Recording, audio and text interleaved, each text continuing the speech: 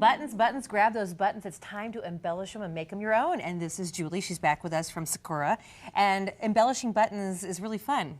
Yeah, it's fun, it's easy, and you can make them match any project at all. That's the key. Yes. So the first thing we're going to do is you're just going to take an adhesive dot, and you have some there.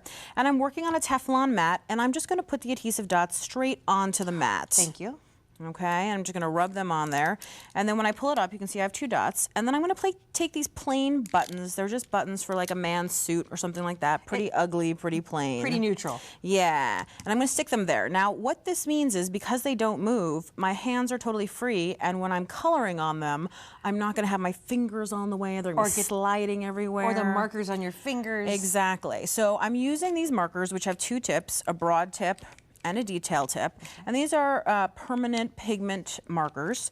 And the first thing I'm going to do is I'm just going to put some color, a base color, onto the marker. And you can make the outside rim of the button a different color from the inside rim, for example, or you can make it all one single color, totally up to you. You can just keep talking because I'm enjoying crafting. Okay. You can use either end of the marker. It makes it really easy. Some of these pens are metallic, some of them are just matte. Very, very fun and easy. And you don't have to worry about covering the whole thing because this is just the beginning. We're going to go in for some more. Sure. So as you can see, both you and I have a button here that already the marker has dried on.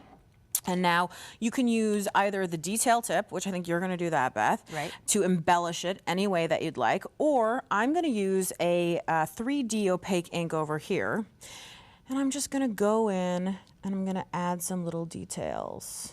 And one of the things to know about this pen in particular is that at first you'll think it's not showing up because you can't see it, but that's because it starts out clear and then it dries to a nice milky finish. It does. So what are you doing over there? Dots and hearts. Darts and hearts. So adorable. Well, you're kind, yes. And then you just keep adding embellishments until you feel like you're done or it matches your project, and you can keep going and going and going. Okay. And I probably could on one button, but I should stop now. What's next?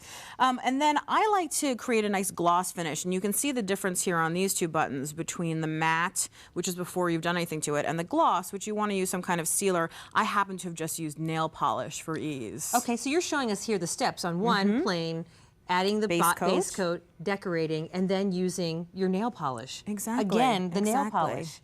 And then the adhesive is already on this button. You just pull it up off the sheet, and then you can put it onto your project of any kind. Okay, I'm still decorating because mine dried that fast. Do you think yours dry? They dry pretty fast. Yeah, they dry very fast. And if you look at this, it's completely and totally dry to the touch. And I'm just adding a few more squigglies and things here and there, lines.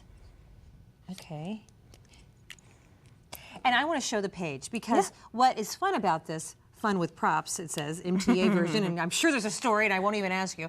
But these are generic enough, they could go on pretty much every page. Yeah. They go with every color, and you can match them to your project. And certainly you could use them as jewelry. I could see rings and earrings and necklaces, all sorts of stuff made out of these Because you put the coating on the top. Exactly. And you'll even notice that, for instance, this button has text on it. I happen to have written the word blue, blue, blue over and over, but you could write somebody's name or a birthday wish. And a quick point, you wrote on top of the photo, is that a certain pen to use? I did.